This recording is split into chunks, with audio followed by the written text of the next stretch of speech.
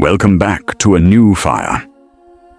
Around the year 270 AD, a young Egyptian named Anthony heard a passage from Scripture. If you would be perfect, sell what you possess, and give to the poor. He took the words literally. He gave away his inheritance, abandoned his home, walked into the desert, and disappeared. Anthony was searching for God. Instead, he found a battle, not with demons hiding among the rocks, not with wild beasts, not with rival armies, but with something he carried inside himself: desire. According to the stories that grew around him, Anthony was tormented by vivid temptations and fantasies. Again and again, the great struggle of his life returned to the same force.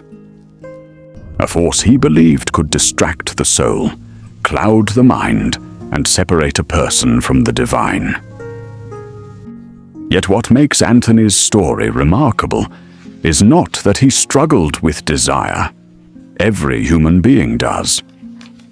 What makes it remarkable is that thousands of miles away, in civilizations he never knew existed, other seekers were encountering the same force and arriving at a completely different conclusion. Some believed desire should not be resisted. Some believed it should be transformed. Some believed it could become a doorway to enlightenment itself. Different cultures, different gods, different philosophies. Yet all became fascinated by the same mystery. Why? Why did monks flee from desire while mystics sought to harness it? Why did alchemists compare it to a hidden fire? Why did spiritual traditions across the world repeatedly insist that sexuality was far more than a biological instinct? Tonight, we follow that mystery across deserts, mountains, temples, monasteries, and centuries. And we ask a question that human beings have been asking for thousands of years. What exactly is this force that moves us so deeply? To understand the mystery, we must first understand the ancient world. For most of human history, the creation of life appeared almost miraculous. A child emerged from an invisible process hidden within the body. No microscope explained it. No biology textbook described it. People observed only the result. A new human being appeared where none had existed before. The same force that created families created tribes. The same force that created tribes created civilizations. Sex was not merely personal. It was cosmic, a participation in creation itself. This realization appears again and again throughout history. But nowhere did it develop into a more elaborate philosophy than in parts of India. More than 1,000 years ago, the philosopher Abhinavagupta sat in Kashmir, composing some of the most sophisticated spiritual writings in history. For him, reality itself was a dance between consciousness and energy. Shiva and Shakti, stillness and movement, awareness and power. Popular culture often portrays Tantra as an exotic sexual practice. But many Tantric traditions were not focused on pleasure. They were focused on awakening. One text, the Vijnana Bhairava Tantra, suggests that moments of intense experience can become gateways into expanded awareness. The insight was radical. The goal was not indulgence. The goal was transformation. The fire was not meant to consume the practitioner. The fire was meant to illuminate. Desire, in this view, was neither sinful nor sacred in itself. It was powerful, and power could be used consciously or unconsciously. Yet while Indian mystics explored the fire, Chinese Taoists asked a different question. What if the fire could be refined?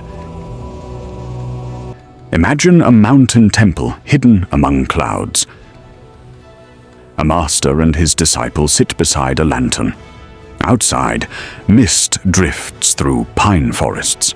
Inside, the master describes a process invisible to ordinary eyes.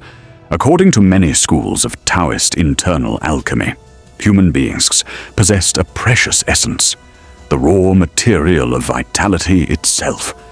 Over centuries, Taoists developed elaborate systems of meditation and visualization designed to transform this essence into higher states of being.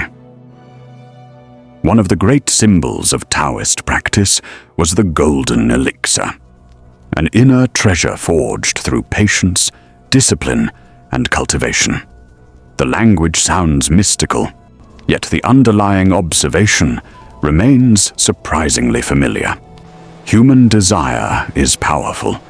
The question is what happens when that power is directed. The Taoist answer was not suppression, it was refinement. The fire enters the furnace produces gold. And then we return to the desert, back to Anthony, back to the monks, back to the men and women who believed the safest response to desire was renunciation. The writings of the Desert Fathers are filled with stories of temptation. One monk reported battling lust for years.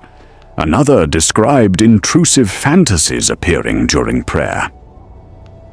Again and again they speak of desire as if it were a force of nature, a storm, a flood, a fire. And here we encounter something extraordinary. The monk, the Taoist, the Tantric, they disagreed about almost everything. Yet all three arrived at the same conclusion. This force matters profoundly. None treated it casually. None dismissed it as insignificant. None regarded it as a trivial appetite. The disagreement was never about whether desire was powerful.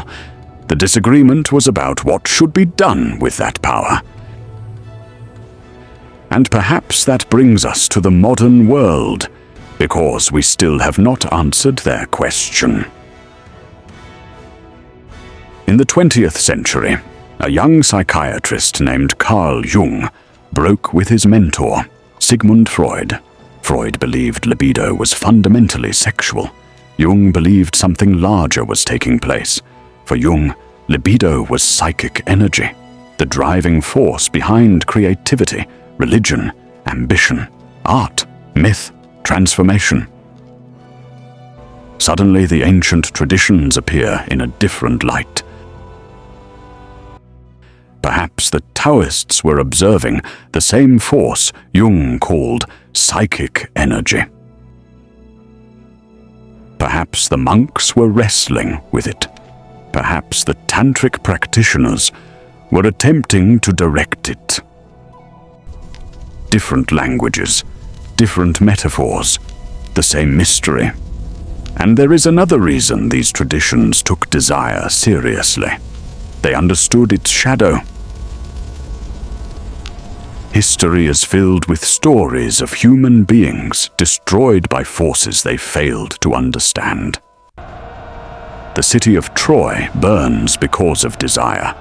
Kings abandon wisdom because of desire. Families fracture because of desire. Obsession becomes possession. Attraction becomes jealousy. Love becomes domination. The same fire that warms a home can reduce it to ashes. The ancients knew this. That is why their teachings were rarely about pleasure alone. They were about responsibility.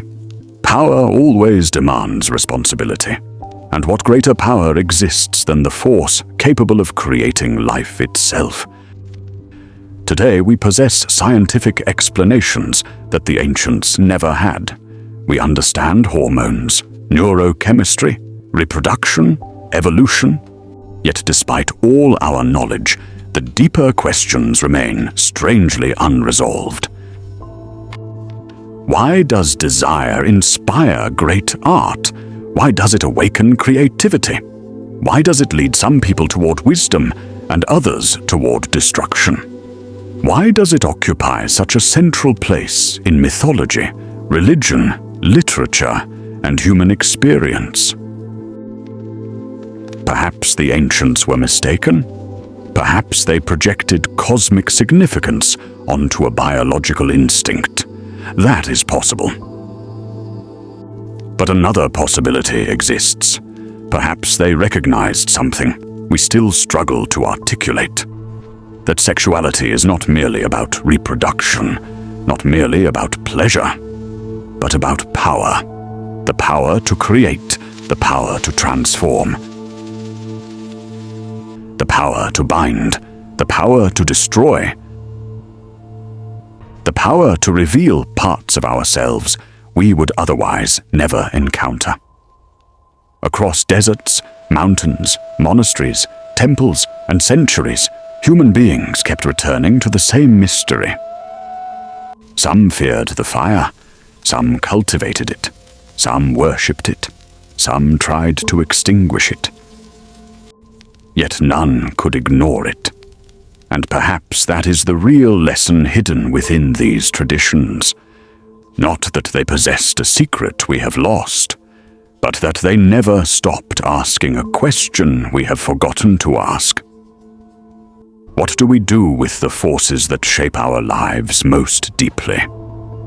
Maybe the real mystery is not whether the ancients were right. Maybe the real mystery is whether we still know how to ask the question. And until next time, keep seeking the hidden fire.